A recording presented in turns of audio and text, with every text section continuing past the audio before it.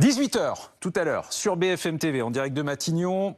Vous avez quasiment toutes les infos, à vrai dire. Le reste, eh bien, c'est François Bayrou, interrogé par le pugnace Marc Fauvel, qui nous le dira. Tout cela à 8 jours du vote de confiance que le Premier ministre, qui l'est toujours, a initié au début de cette très longue semaine. Lui qui se sait plus que jamais menacé. Marine Mulsey, qu'attendent les Français que vous rencontrez depuis ce matin sur un marché parisien de cette intervention dominicale très attendue?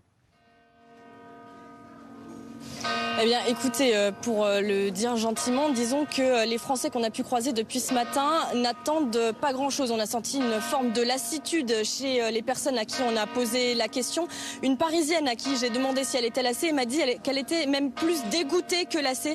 Elle n'a pas du tout apprécié la sortie du Premier ministre sur les boomers. Elle s'est sentie attaquée. Elle attend du changement. Elle nous a dit qu'elle voulait renverser François Bayrou et ensuite Emmanuel Macron, mais qu'elle n'y croyait pas et que donc elle va attendre 2027 pour que la politique française change. On va vous faire écouter des Français à qui on a posé la question tout à l'heure avec Elliot Francôme sur le marché. Qu'est-ce qu'ils attendent de cette interview ce soir ? De cette situation qui est un peu compliquée, on est rentré dans un jeu politicien, donc ici on est tous un peu fatigués. J'imagine que les politiciens aussi ont une rentrée qui est fatigante. Je ne pense pas que le Premier ministre ait grand chose encore à nous dire. Là, de toute façon, c'est fini. Enfin, le game over, comme on dit, les choses sont terminées pour lui, je pense. Voilà. Et ça ne reviendra pas. Donc vous l'avez entendu, c'est un peu l'interview de la dernière chance pour le Premier ministre aujourd'hui, mais ça va être très très compliqué pour lui de convaincre les Français qui regarderont l'interview ce soir. Merci Marine Mulsey avec Elliot Francôme sur un marché parisien en ce dimanche matin. Bonjour Christian Bourreau, merci d'être avec nous. Merci sur le plateau de BFM Direct. Vous êtes le bienvenu, vous êtes président de l'Union française des retraités. À vos côtés, Sophia Tizaoui, bonjour et bienvenue à vous également. Vous êtes présidente de l'Union syndicale lycéenne. En face de vous, Victor Hérault, bonjour, journaliste politique à Valeurs Actuelles, et Jérémy Trottin, éditorialiste politique à BFM TV. On entendait les cloches sonner il y a quelques instants, tout un symbole à quelques heures maintenant. De ce rendez-vous que vous qualifiez comment, Victor Hérault, cette interview exceptionnelle de François Bayrou sur BFM TV à 18h, le rendez-vous de la dernière chance? Le chant du cygne.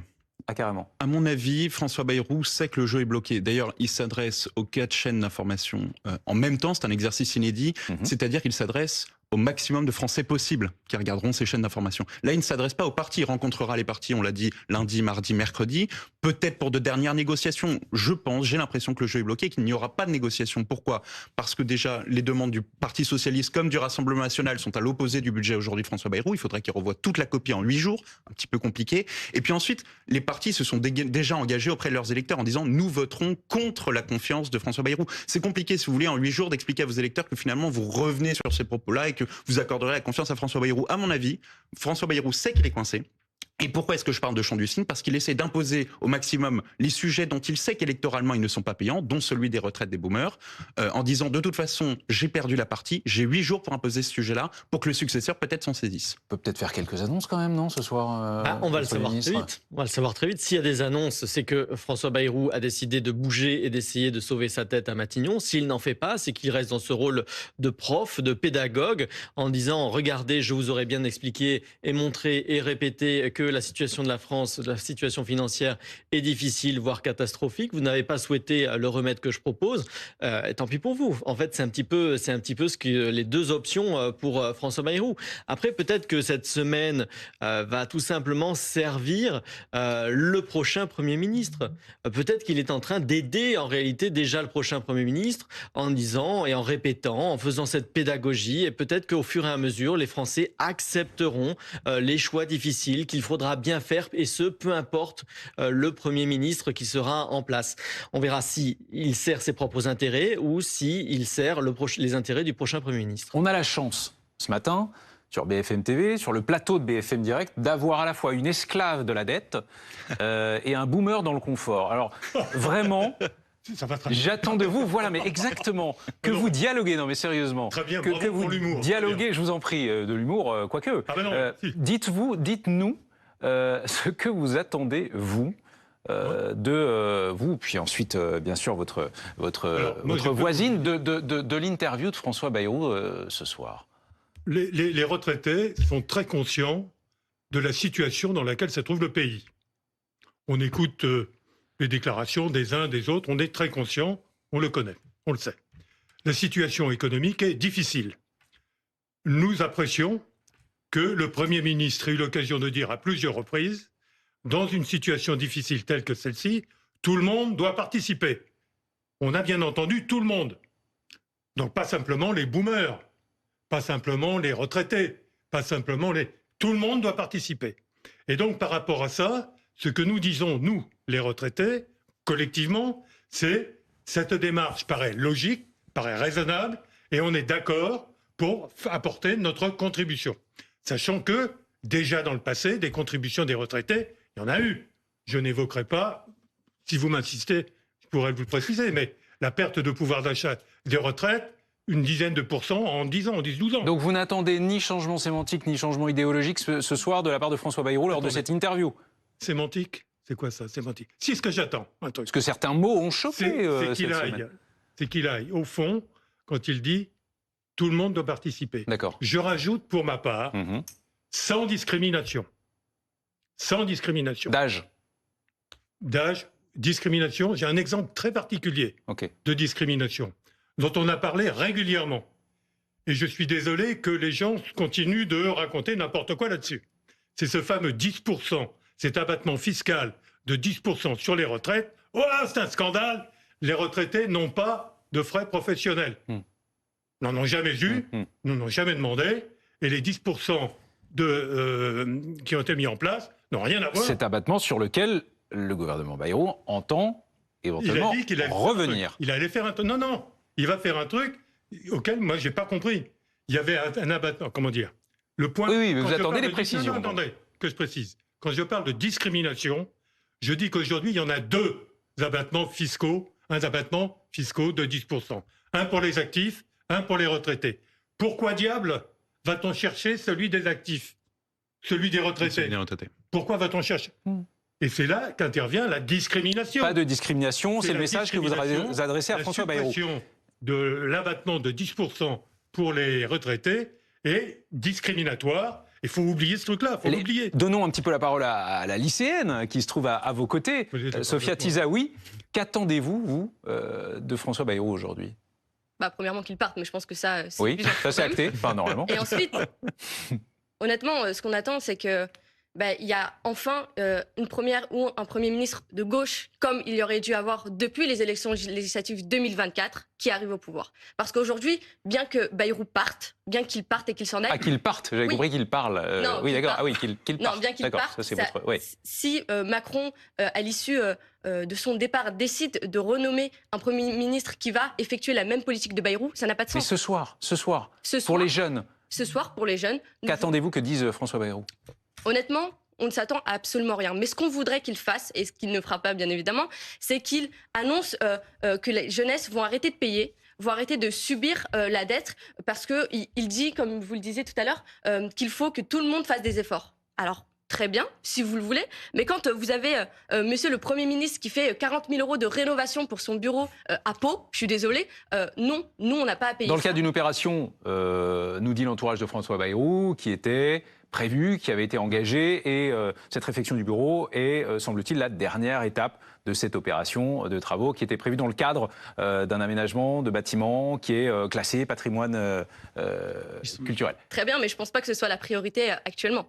Enfin, je veux dire... Pour vous, c'est aussi affaire de symbole. Oui, d'accord. Mais il y a une priorité qui est aujourd'hui la précarité de la jeunesse, qui est aujourd'hui des élèves qui ont subi Parcoursup et qui n'ont pas de formation pour l'année 2025-2026.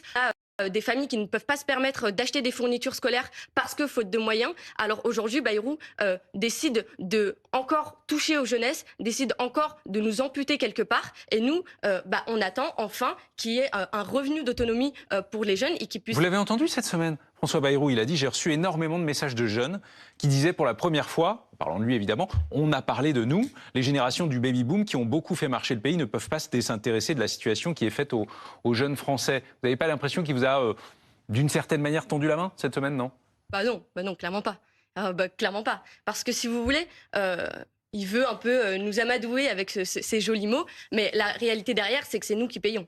La réalité derrière, c'est qu'on a aujourd'hui des lycéens et des lycéennes qui vont encore devoir subir la dette, qui vont encore devoir subir des conditions d'études qui sont inacceptables parce que nous avons aujourd'hui des discriminations territoriales et des inégalités territoriales qui font en sorte que certains élèves perdent 18 mois de scolarité l'année du bac et aujourd'hui c'est inacceptable. Écoutons l'ancien Premier ministre Édouard Philippe qui s'est exprimé hier.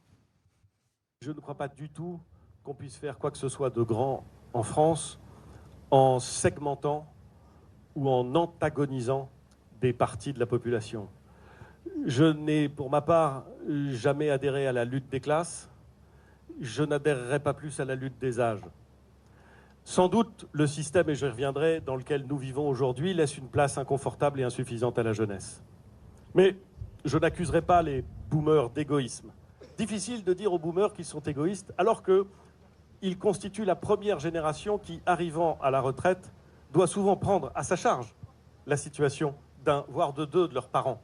Philippe qui n'adhère pas à la lutte des âges. Qu'est-ce qui vous relie, vous, aujourd'hui, Christian Bourreau et Sophia Tizaoui, vous, boomer, et vous, jeunes lycéennes qui nous relie, oui.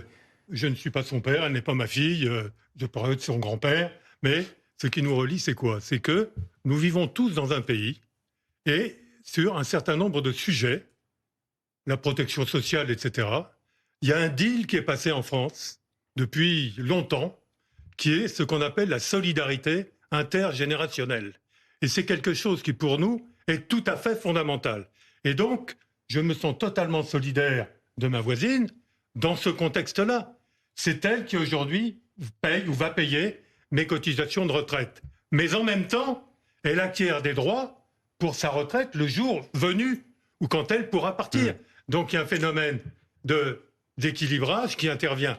Ce qui ne signifie pas que tout est limpide comme de l'eau de roche. La démographie intervient. Mais oui. On est aujourd'hui dans une situation où le rapport entre le nombre d'actifs et le nombre de retraités est en train de s'inverser. Il s'égalise en tous les cas. Il se modifie régulièrement. Oui. Il se modifie régulièrement. Ce qui veut dire que les retraites coûtent plus cher, il y a plus de retraités. Alors, elles coûtent plus cher où on les étrangle. Hein.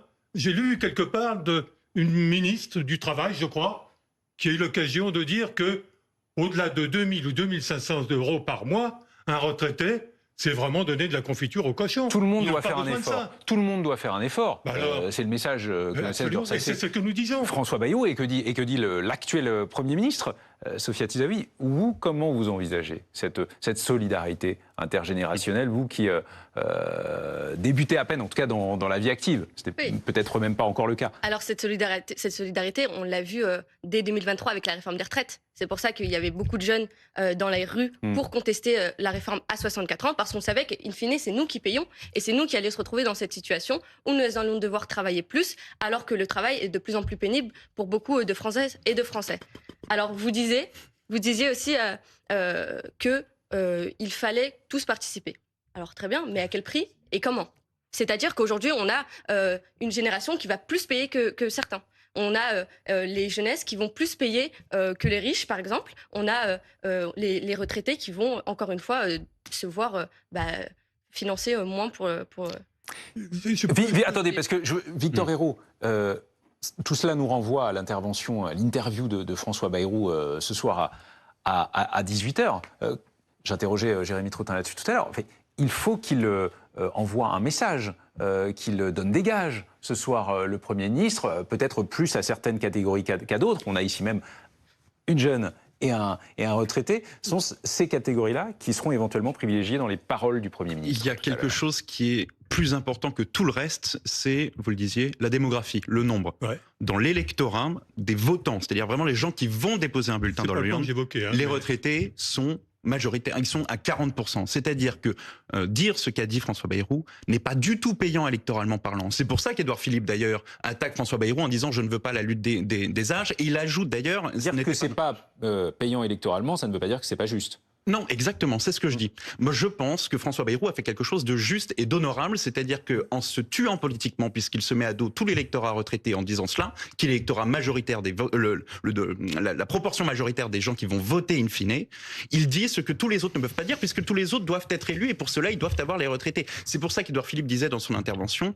les retraités, il ne faut pas accabler les retraités, c'est d'ailleurs la plus grande partie de la population, la plus grande démographie. Mais c'est là tout le problème, c'est qu'on ne peut pas aborder ce sujet sereinement parce que les retraités représentent l'électorat le plus grand. Et en réalité, c'est juste une simple question. C'est pas une question d'attaquer les boomers. C'est pas une question d'injustice. C'est pas une question des jeunes qui fantasment un passé idéalisé, etc. C'est une question d'allocation des ressources. Il vaut mieux investir de l'argent dans les actifs pour relancer l'économie que de l'investir dans des retraites qui sont parfois trop hautes et dont pourquoi est-ce qu'on parle des boomers? Parce que la génération des boomers, 45-65, perçoit 2 fois plus, 200% de ce qu'ils ont cotisé. C'est ça en réalité le sujet mathématique. Il est tout à fait mathématique. Le chant du cygne de François Bayrou, disiez-vous tout à l'heure, Victor Hérault. Néanmoins, après cette interview à 18h sur BFM TV, entre autres tout à l'heure, Jérémy, il y a quand même quelques petites choses à l'agenda du chef du gouvernement la semaine prochaine. Mais à quoi ça va servir?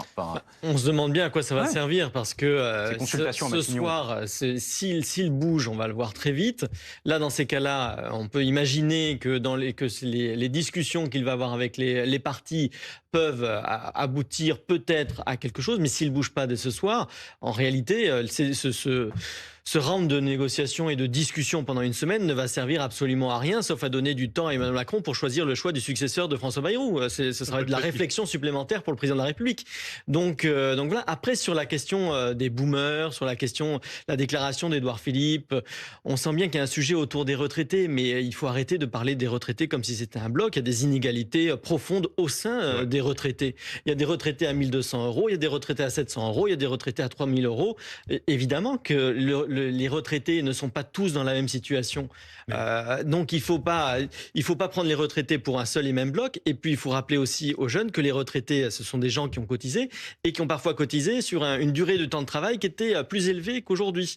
À l'époque, on cotisait sur 40 heures, 39 heures et pas sur 35 heures. Merci à tous les gars. On va pas refaire le débat sur les retraites parce qu'on n'a plus le temps. Merci. Le mot de la fin, mais je vous sais très bavard, Christian Bourreau. Alors, vraiment le mot de la fin, s'il vous plaît. Bavard, mais effectivement, j'essaye de condenser mon propos compte tenu de la brièveté des temps de parole. On n'a plus le temps, donc vraiment, je vous laisse faire une dernière phrase. C'est que les retraités sont d'accord pour participer aux efforts, etc. On a bien vu que l'histoire de l'année blanche, ça va se traduire par une augmentation des impôts. D'accord, à condition que cela soit partagé. Mais qu'on arrête les discriminations. Entendu. Et qu'on arrête ce genre de choses. Voilà, c'est ça en fait le message que j'ai. Merci. Et ma plus grande solidarité, c'est avec ma voisine.